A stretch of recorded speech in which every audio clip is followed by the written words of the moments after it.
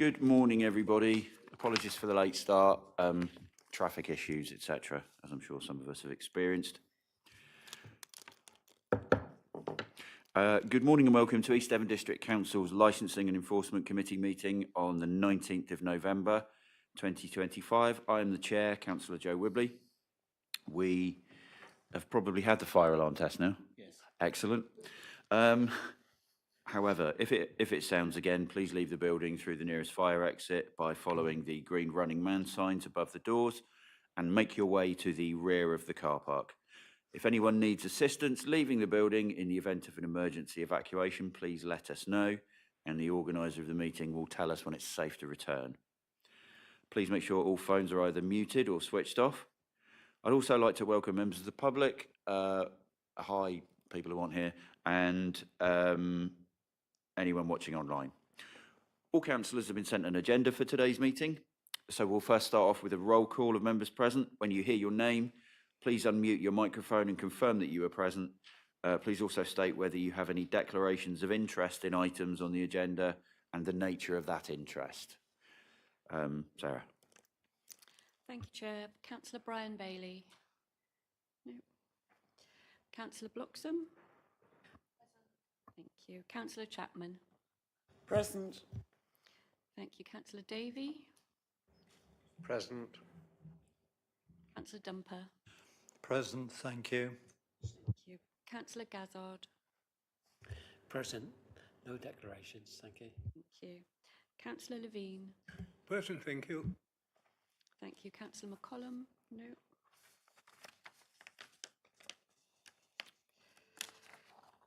Councillor O'Leary. No. Councillor Rickson. Present. Thank you. Councillor Westerman. Present. Thank you. And Councillor Wibley. Present and no declarations, thank you. Thank you, Chair. The meeting's quorate. Excellent. So we move to agenda item 1, the minutes of the previous meeting held on the 8th of October. Councillors, does anybody in here have a comment on the last set of minutes held on the 8th of October? Any comments at all? So can we agree those minutes? Do we have a proposer and a seconder for agreeing those minutes? Yehudi was first, Tim was second. All those in favour of agreeing and signing them as a correct record? Thank you very much. Could I have your pen, please, Charles? Thank you. I only work in a school. Don't carry a pen about. 19th? 19th. At least I know that. Thank you very much. Okay, so agenda item 2 is apologies. We have apologies from Councillor Cherry Nicholas, Councillor Paula Fernley and Councillor Ian Barlow has sent late apologies as well. Agenda item 3, declarations of interest. We've dealt with them above. Agenda item 4 is public speaking. We don't have anybody who's registered to speak. Agenda item 5 is matters of urgency, and there are none. And agenda item 6 is confidential or exempt items, and again, there are none. So agenda item 7, the committee update report on the Licensing Act 2003, the Gambling Act 2005, and the Taxi and General Licensing. Mrs. Norsworthy will now present a summary of the report. Thank you, Philippa. Thank you, Chair. Okay, so during the last reporting period and at the time of writing the report, the licensing team received and processed 344 Licensing Act applications, including new premises applications, variations, minor variations, transfers, varied DPSs, personal licenses and TENs. And also in addition to that were various added miscellaneous licensing admin. A total of 11 premises of interest were visited during the reporting period. 3 licensing subcommittee hearings were convened during the reporting period. 1 was for an application for the grant of a premises licence, and 2 hearings have taken place to hear an application for the review of a premises licence. TENs remain very busy during this time of year. The licensing team attended the Tar Barrels event on the 5th of November and checked all persons who were acting under a temporary event notice and or a street trading consent. And a big thank you to the team for processing the large number of tens and street trading consents, and for the officers who attended the event and checked everybody was, doing the right thing with the right authorisations in place. As you will be aware, the government requested a call for evidence regarding the reform of the Licensing Act framework. The purpose of the reform is to create a modern, proportionate and enabling system that supports economic growth. Licensing officers completed the survey, as did members of the committee, which is an agenda item for today's meeting. As all responses were due to be submitted by the 6th of November. It's also important to note that the Devon Licensing Officers Group also submitted a joint response to the call for evidence. There will be a separate report following this general report regarding the review of the Licensing Act policy, with some administrative updates and results of the consultation. Just moving over to pavement licensing, there are currently 28 pavement licenses in operation across the district. And just to add that in 2026, all pavement licenses that were applied for after the implementation of the Levelling Up and Regeneration Act 2023 will be due for renewal. A separate report with the outcomes of the pavement licence consultation will be brought to the next meeting to members in February, and to present a draft policy for consideration. There are no further updates to the Gambling Act 2005, but please take reference to the most recent gambling bulletin, which can be found at the report at links to background. Moving on to taxi and private hire licensing. So September to October is traditionally a very busy time for the licensing team with all the renewals, so driver renewals and vehicle renewals.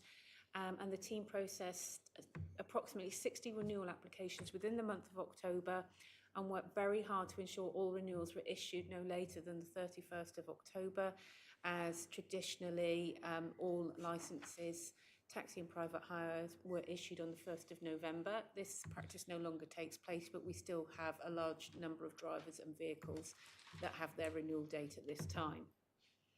Day-to-day taxi and private hire licensing remains very busy, with plenty of outstanding new driver applications, private hire operator applications and private hire vehicle applications. Over to enforcement. So two driver licenses were suspended during the reporting period. One driver's licence was revoked and two vehicles' licences were suspended. As you'll be aware, on the 8th of October, the Licensing Enforcement Committee resolved to accept the new table of fares as agreed on the 16th of July 2025 without any modification. The new table of fares came into force on the 10th of October 2025, and all taxi meters must be recalibrated by the 10th of January 2026. With street trading, we have currently 26 street trading consents in operation across the district, and currently dealing with 9 applications for new and renewal consents. You will note the decline in number of street trading applications since the summer months.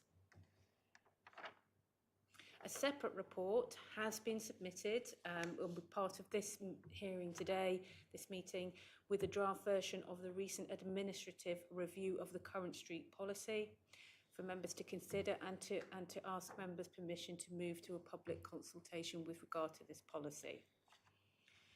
We have one licensing officer taking early retirement in February next year, and we have one licensing support officer who will be returning after maternity leave in January, which means that I am currently looking at recruitment and filling that gap that we're going to be left after the licensing officer retires in February, but no other changes to the team than that. And that's the update report. Thank you very much indeed. And the committee would like to extend our thanks as well to the staff for their the tar barrels and the street traders and all of that. Thank you very much for that. Does anybody have any questions for Philippa? I have one. So you talk about the an upcoming for the pavement licenses where there will be everybody's will be due for renewal in one go. Are you able to accommodate that as a team?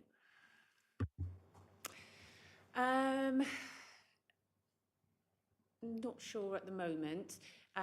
It's with the recruitment, I've got to make sure that my numbers fit, and we're currently looking at the budget at the moment. The one good thing is I'll have one support officer returning full time, and that person dealt with the administration of the pavement licences. So from an admin point of view, I think we're okay, but from a licensing officer point of view, we might need to look at that a bit more closely if we're going out and doing re-inspections of all those pavement licences. But yeah, it's all depending on if the numbers all add up, really. Okay, I think as a committee we'd be happy to support you in any quest for that extra member of staff if you do encounter any issues in recruitment or in being allowed to recruit. I think it's really, really important that we understand how stressful your role can be at particular times of the year, and there's lots of other things going on as well. So, thank you, Maddie. Yes, can I just ask the officers, would they remind people with street licences that they are responsible for keeping the pavements clear and clean? We have had reports of outside takeaways that the pavements are becoming greasy and dirty, and they're not clearing them properly. If you could, that'd be lovely. Thank you. Thank you, that's noted. Thanks. Yeah, thank you. And if you have any particular ones, please let them know if there's anything in particular. Okay, fair enough. Okay, any other questions at all? Okay, so I can never remember. We need to note that report. It's just for noting. Okay, thank you very much. Really appreciate that. So we move to agenda item 8, the Licensing Act 2003, the review of the licensing policy for the period 2026-2031, subject to any other changes that we might have to implement in the near future. So again, we go to, is this you again, Philippa? Yeah, so we go to Mrs. Norsworthy, who will present a summary of the report. Thank you. Thank you, Chair. So this is the second time that this review of this particular policy has come to your attention. I believe it was presented in draft form at your meeting on the 16th of July 2025. So after that meeting, it was agreed that we could move to a public consultation, which we have completed. So we did a consultation, we wrote and emailed to all our main stakeholders, so our licensees, responsible authorities, and we have not received any response back from anybody to all the letters and the emails we sent out, which would suggest that people are happy with the changes that we've suggested in the draft.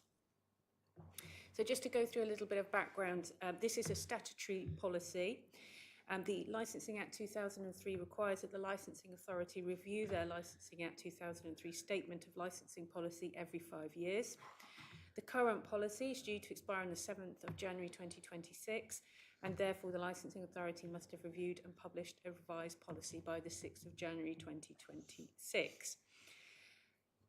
So during the previous 5 years, the current policy is always kept under review to make sure it's updated to any changes in legislation or statutory guidance.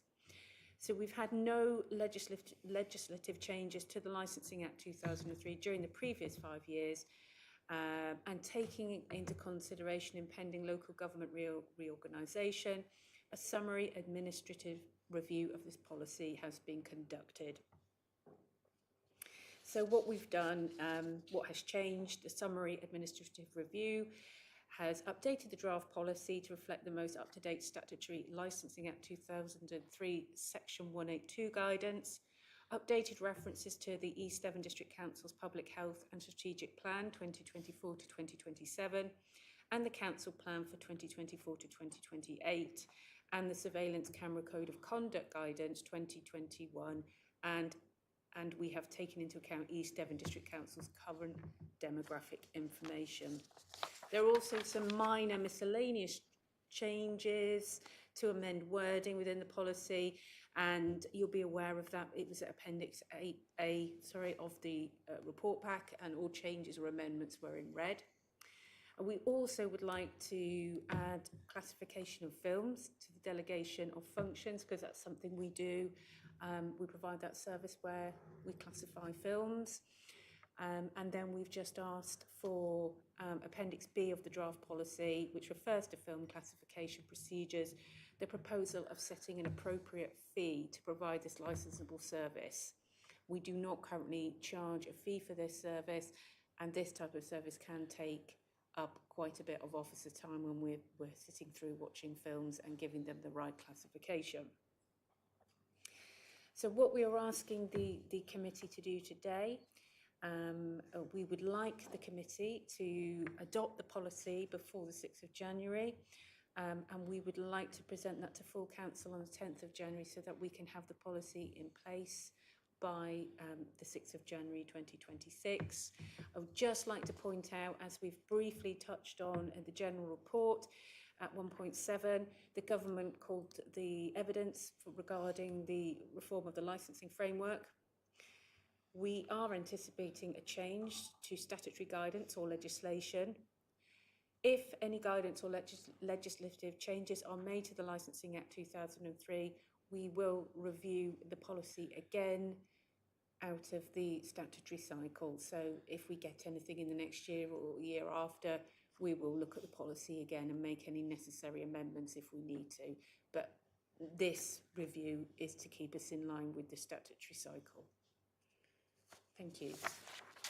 Thank you very much indeed. Do we have any questions? Marianne? Just potentially one very small amendment, page 18 of the reports pack. Under health and well-being, it says healthy people, healthy lives, and then it says health places. I think, is that meant to be healthy places? Oh, yeah, might be. Thank you. I'll make sure that's amended. Yeah, I believe that's correct. Really good spot, because I remember reading that bit and I didn't spot it. Well done. I mean, if we don't have any more questions, Yehudi, have you got a question? Could I ask you, what's the reason for charging for the film certificate? If it was free before, why are we starting to charge now? We're starting to charge now because watching films or a collection of films that people want to show at, say, a film festival, a local film festival, sometimes we could be viewing up to 10 separate films. You need 2 officers or 1 officer, 1 support officer to view these films because you're classifying them because they're not being taken to the British Broadcasting Association to be classified. So you need to have the 2 people. So the guidance suggests that you have 2 people so that you come to an informed judgment. That's 2 officers being taken out potentially. And a couple of years ago, we had over 5 hours worth of films to view.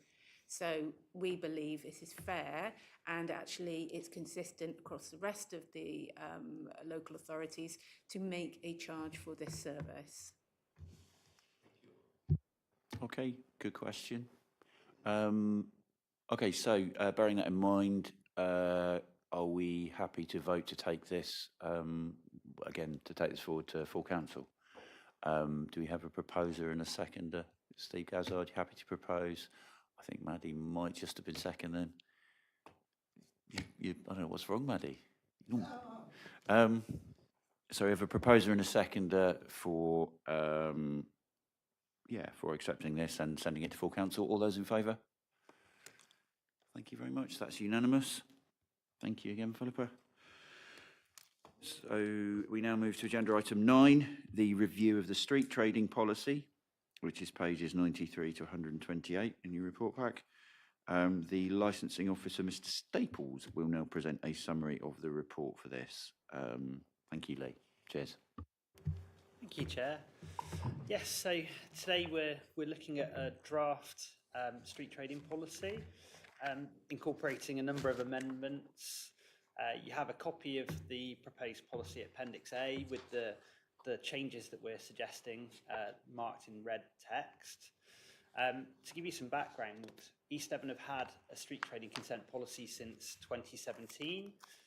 This would be, if it was adopted, this draft policy would be the 6th version of it. And we most recently reviewed it before this in 2023. Essentially, what we've got here is officers have identified a number of areas that the policy needs further development.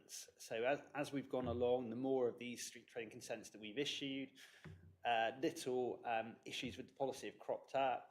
We've noted bits and bobs with the application procedure that could do with clarification. So essentially, we worked on this through the summer, and this is effectively what we've done. We've gone through cases that we've had and tried to sort of learn from those. And we've also spoken to other authorities and looked at their policies and tried to incorporate some of the good practice within this policy as well.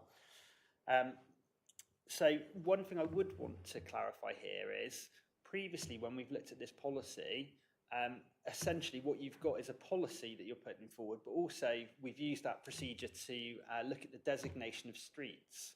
So with street trading, local councils can adopt the legislation, and they can, there's a statutory procedure in order to designate streets either as street trading consent streets or prohibited streets and so on. On this occasion, we're only looking at the content of the policy. So other occasions we have looked at street designations. This time we're not proposing to make any changes there. From an officer perspective, it would seem that the current scheme of designations for streets in East Devon is working fine. We've not had any difficulties with that we've noted. So yeah, just to be very clear with this, we're not looking to change anything like that because it can be quite an emotive issue there. We also understand that street trading's popularity has increased quite considerably over the last few years, particularly post-COVID. There's been an increase in interest in people that want to do street trading, particularly catering from street trading units as well. So what we're looking to do is kind of future-proof the policy and to give more information within that policy. Ultimately, the aim with the policy is to kind of create a good environment that complements premises-based trading. So there's always a bit of a difficulty sometimes with street trading consent users and people that have fixed premises. And the argument would always be they pay business rates and so on. So we need to have a policy that's fairly carefully balanced that protects the needs of those premises-based trading units, but also provides a kind of good level of choice and everything for consumers and for our residents and people that visit East Devon, and generally kind of hopefully seeks to kind of, improve the offering without impacting the character of an area. So in terms of the draft policy itself, what we have is, like I say, a number of changes being proposed with a number of different sections. So it's things like, there's a section on exemptions from the need to have a street trading consent. So there was previously a section there that referenced some case law. What we've done there is expanded that a little bit to give more explicit advice there, and it relates to roundsmen. So if you're a roundsman, so like if you're delivering milk in the morning of pre-ordered goods, you don't need to have a street trading consent. But we've clarified that as far as our understanding of that case law is, it has to be pre-ordered. So if you were doing a sandwich run, for instance, where you're driving around, if people have put an order into you and you're delivering that product, that wouldn't be something that would require a street trading consent. But if you're just turning up on a training estate, playing some chimes and people come out and buy something, that would, in our opinion, based on the case law, constitute something that requires street trading consents. We've had some interesting cases in relation to the exemptions for privately owned and enclosed land. So there was a section in the policy before that talked about if there was payment for entry to an area, then you wouldn't require a street trading consent. But we had an instance where a proprietor set up a little boundary around with a kind of chain link fence around their catering unit and charged a nominal 1p for entry, and therefore said, well, we don't need a street trading consent. So it's these things that as we see as we're going along effectively, that we're looking to tidy up. Moving on to the application procedure. Again, it was well written. When I moved here, I thought it was a good policy, quite comprehensive, but we've noted issues for people. So one of the bits of feedback we've had would be relating to public liability insurance. So we still think they need it. If it protects the street trading consent holder if there was an issue, but the policy as written requires them to have public liability insurance before we would issue them with a street trading consent. And we've had feedback that that's sometimes difficult. The insurers sometimes won't give them the public liability insurance until they've got the consent in hand. So there's a chicken and egg scenario. So we've amended that to say they have to provide that public liability insurance to us within 5 working days of being issued the consent. So we're trying to give a little bit more latitude there. Likewise, registration with environmental health. Sometimes the policy as written said that they need to have at least a level 3 for their food hygiene rating. Which is great, totally agree with that. But how could they get that hygiene rating before they've got the street trading consent and can commence trading, which is difficulties there. So we've said that they've got a requirement to provide that to us within a period of time, as opposed to having to give it to us before. But what they do is have to register with Environment Health. So we have to know that Environment Health know they're there and they're going to get that inspection there, really. We've also beefed up sections on training for people that are handling food as well. So they should have level 2 food hygiene certificates, for instance. We've also amended the Cranbrook section of the policy quite a bit, essentially because Cranbrook's further developed since this policy was last looked at, particularly along the main local route and works to the town centre.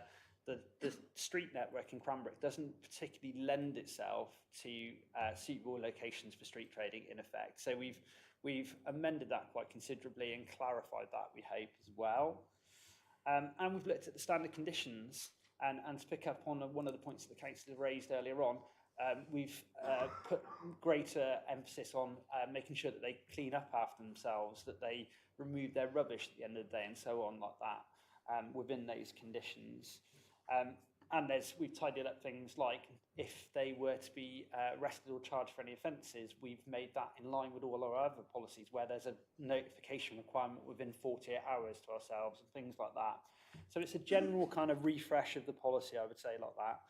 What we haven't got to quite yet is we haven't actually finished looking at our fees and charges. So we are going to continue looking at that for the time being, but we're not looking to introduce any amended fees and charges at this committee at this point. And so essentially what we're looking to do with this, we have a draft consultation document that's part of the policy as well. You can have a look through that, but it picks out what we think are the main kind of questions with that. So we'll be looking to go out to a 10-week public consultation, also going to parish councils and all of our other statutory bodies that we consult with on street trading consents. And we're proposing a 10-week consultation for that if you're agreeable to it. So the recommendations here are that you approve moving to a public consultation on the draft policy, and that the draft policy comes back to committee post any consultation. I'm very happy to take any questions. Thank you. Thank you very much indeed. Marianne, Councillor Rixon. Well, first of all, I'd like to thank you for this comprehensive review, and I like the fact that you do it all in red, so it makes it so easy to find. Again, I have one minor amendment, which is on page 101, under locations and permissions, under the privately owned and enclosed land. It says less than 5 metres. Well, at the moment, it's the wrong spelling of metre. It's not distance, it's flow rate. Excellent work again. The human spell check, I love it. And it's important we get that the right way around, isn't it? Yeah, so you, right. Well done. Yeah. I should have gone outside of the committee first. Roy, did you have your hand up? Yes, thank you, Chair. I just wondered where the ice cream vans fit into this. Or did I miss it? Thank you. No, I think we've clarified in the policy actually. So essentially, if they're dealing with pre-ordered goods, then they would not need a street trading consent. If they're driving around using the chimes to generate that business, our belief, based on the case law currently, is that they would require a street trading consent. So ice cream vans would fall within the regime, is our interpretation, and we've clarified that in the draft version of the policy. And most do, don't they, that you're aware of? There's none that you're aware of that don't, so. Yeah, most councils will include ice cream vans as a street trading consent. Certainly locally to here, our neighbouring councils, that's the case. Brilliant. Thank you very much. Councillor Levine, Yehudi. Thank you. Could I just ask you, with the roundsman, it's pre-ordered goods on a set route.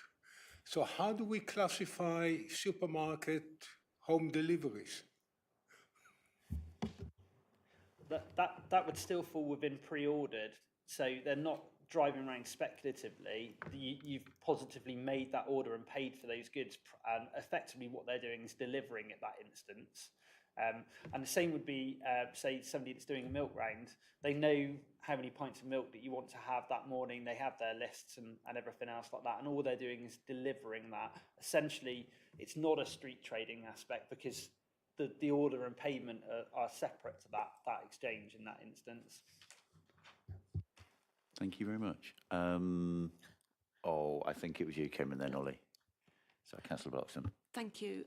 Somebody knocked on my door the other evening selling fish, asking me if I wanted to buy fish, and I hadn't pre-ordered or anything, so assumed they would need a licence. Thank you. They would do that. They would fall within the street trading consent issue.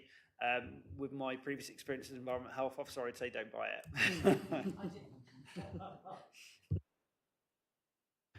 it. Councillor Davey, and don't say, "Oh, it's all right, my question's been answered." I'm fairly sure you've got a different question. Ollie? No, I've got another one. Where a stall holder is selling takeaway food in the street, is there any requirement on them to provide a litter bin or some means of collection of litter, or for people to dispose of litter? Thank you, Councillor. Yes, we've clarified that within the standard conditions. So we've made that so their undertakings, they're supposed to collect rubbish that's emanating from their business within, I haven't got the figures in front of me, but within a set distance is what we're proposing. So essentially they provide that bin and they clear up after themselves, you know, for anything that's emanating from their business. Thank you very much. Councillor Chapman, Maddie. Thank you, Chair. A few years ago, and I haven't heard anything since, we did have problems with people, traders doing hot food, putting oil down the drains. We had a couple of block drains in the Strand, and we did have some down in Sidmouth, I understand. Have we had any reoccurrence of that? And are you watching out? Make sure that they don't do it when they've got hot fats and greasy stuff and pouring it down the drain. Yeah, we're aware that happens. We've not had any recent issues with that we've been made aware of. It's something that if we were made aware of, we would go and have a look in the area. It's pretty obvious from when I've looked at it before, basically like that. And like I said, it would be grounds to look at their street trading consent if they're not applying with that. Essentially, it would fall under the legislation that deals with littering, and pollution, essentially. So it's something we could work with our colleagues in Environment Health to deal with them, so they could have notices served on them as well as having their street trading consent taken away. But no recent issues that I'm aware of in or around the Strand. Okay. Thank you very much. Okay, so thank you for that, Lee. So the recommendation is that we this document goes out to consultation for 10 weeks, and then once that's finished, returns at the earliest possible opportunity. Do we have anybody who is willing to propose and second that? That was Marianne has proposed. Yehudi has seconded it. So we will vote now. All those in favour? Okay, and that's unanimous. Thank you very much. So we move to the last item on the agenda, agenda item 10, the ratification of the response to the government consultation on the reform of the licensing system. So when the consultation came to us, it was fairly unannounced and surprising, it felt at the time. We weren't really expecting it. So we had a very, very short period of time. We had until November the 6th to respond to it. The officers, as we've heard, have submitted their own response, and I'm also grateful to Philippa for helping us with the technical side of things when we met to discuss our response. I appreciate we had to do this really quickly because we were given such a short amount of time to complete it in. So thank you to those who did attend the Teams meeting that we had to discuss our responses. And please do not worry if you couldn't make it, because it was done at short notice. I did have a couple of email responses from people that weren't there about their thoughts as well. So thank you for that. The responses that we came up with, I think, were fairly close in sort of sentiment to the officers, and I think the overriding feeling was that economic growth is not compatible with licensing. It's not. I think Ollie said on a couple of occasions, you can't balance. It's not a case of balance between, is this safe? Is this something that should get a license? And the economic impact that it will bring, because it could be unsafe and bring in loads of money, and ensure that's not something that we should be having to decide. So the responses are in the agenda, and I think I circulated them as well. I'm happy to have any questions or to have a talk about it, but bearing in mind we've submitted it now, so we just need to ratify it. But Marianne, that's fine. Just for the record, could we possibly amend in Appendix 1 any spelling of licence which is incorrectly spelt? A licence is spelt CE, not SE, and there are instances in this, despite it having been submitted, of the incorrect spelling. Thank you. But can I assure you that when I submitted it, I did go through and do that before I submitted it. But this, I think, has come from the document that I then edited. So, unfortunately, it's Microsoft is an American piece. No matter of how many software. times you tell it English UK, it doesn't English listen. rather than American English, in which case the spelling should Well, I'm be not sure how correct. it's set up within the council. Is it set up? I think it's set up with American English, isn't it? Yeah. My bête noire is principal and principal. Yeah. Mine is practicing, licence and licence. So other than that, which I am entirely aware of. Tim. I'm not to be outdone on proofreading or pedantic nature or whatever here. Number 16 of our response, I think this must have been an autocorrect of something. It's not awful, is it? Third, you'll appreciate this one. Third line, it says, on the forest of those.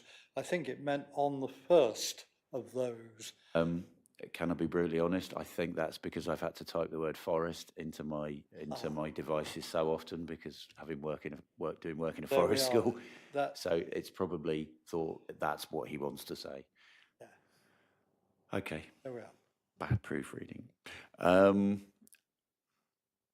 I'd like to propose this from the chair, that we ratify this, moving on swiftly. Is anybody happy to second me? Oh, you choose, Sarah. I think that was Kim. We'll say Kim that time. So we have a proposer and a seconder to ratify the responses that we submitted. All those in favour? Thank you very much. And thanks again for your help with that. So I'd like to thank everybody for attending, and that brings our meeting to a close. Thank you, everyone.